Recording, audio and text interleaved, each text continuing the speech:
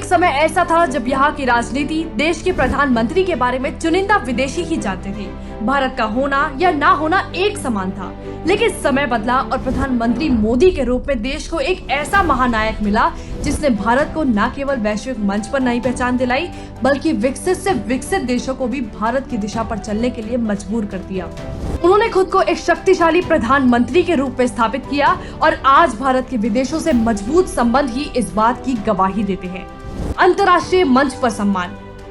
जिस UNSC seat को नेहरू ने नकारा था, आज रूस और यूक्रेन आपसी युद्ध के चलते भी पुर्तगाल के साथ भारत का नाम प्रपोज कर रहे हैं। यही नहीं, रूस यूक्रेन के बीच युद्ध जैसी स्थिति के बावजूद पीएम मोदी को न केवल खुद रूस और यूक्रेन ने बल्कि अमेरिका और फ्रांस ने भी सराहा।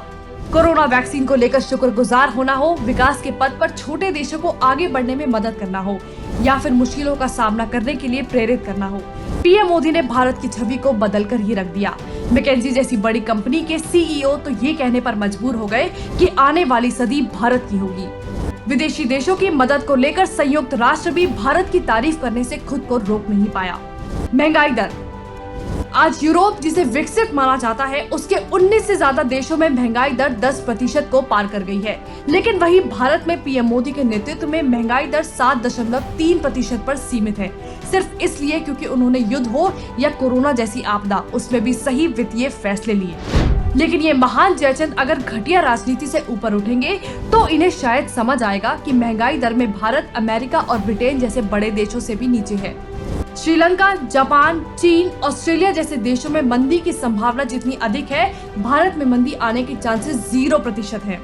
2 साल का कोरोना और श्रीलंका, पाकिस्तान समेत एशिया, यूरोप जैसे देशों में खाद्यान्न का संकट मंडरा रहा है। यहाँ तक कि अमेरिकी प्रेसिडेंट ने भी हाथ खड़े कर दिए रूस यूक्रेन युद्ध के चलते।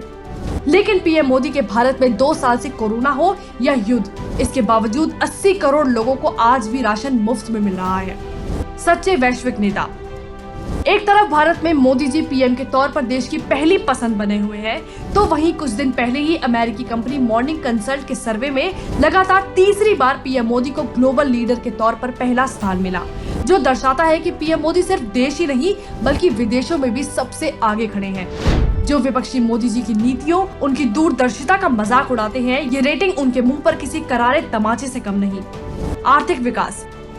कांग्रेस चाहे जितना अपने अर्थशास्त्री पीएम की तारीफों के पुल बांधे, लेकिन सच यही है कि भारत अर्थव्यवस्था में 10वें स्थान से उठकर 5वीं सबसे बड़ी अर्थव्यवस्था पीएम मोदी के निरंतर प्रयासों से बना है।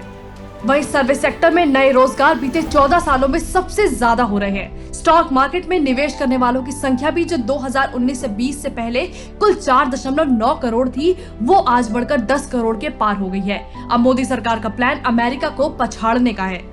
टेक्नोलॉजी और डिजिटल में विकास। रूस द्वारा यूरोप में गैस सप्लाई रोकने के कारण यूरोप में आने वाले समय में मोबाइल बंद होने जैसी परिस्थिति पैदा हो सकती है। लेकिन एक तरफ भारत है जिसने इसी महीने 5G नेटवर्क लॉन्च किया है। आज भारतीय रुपए सऊदी से लेकर ओमान में इस्तेमाल हो सकता है, जबकि जिम्बाब्वे में भारतीय रुपए को लीगल करेंसी के रूप में स्वीकार किया जा चुका है। आज भारत मोबाइल बनाने में दूसरे नंबर पर पहुँच गया है। पीएम मोदी की मेक इन इंडिया के कारण भारत में आज 97% मोबाइल मेड इन इंडिया है। सिर्फ यही नहीं, यूपीआई ट्रांजैक्शन के मामले में भारत चीन, अमेरिका को पछाड़ते हुए पहले पायदान पर पहुंच गया है, जो अपने आप में एक मिसाल है। यही वो कारण है जो आज पूरे विश्व का हर शक्तिशाली देश भारत से मित्रता रखना चाहता है, क्योंकि वो जान चुका है कि जब तक देश के पीएम पद पर मोदी जी हैं, भारत विश्व के लिए एक धरोहर है।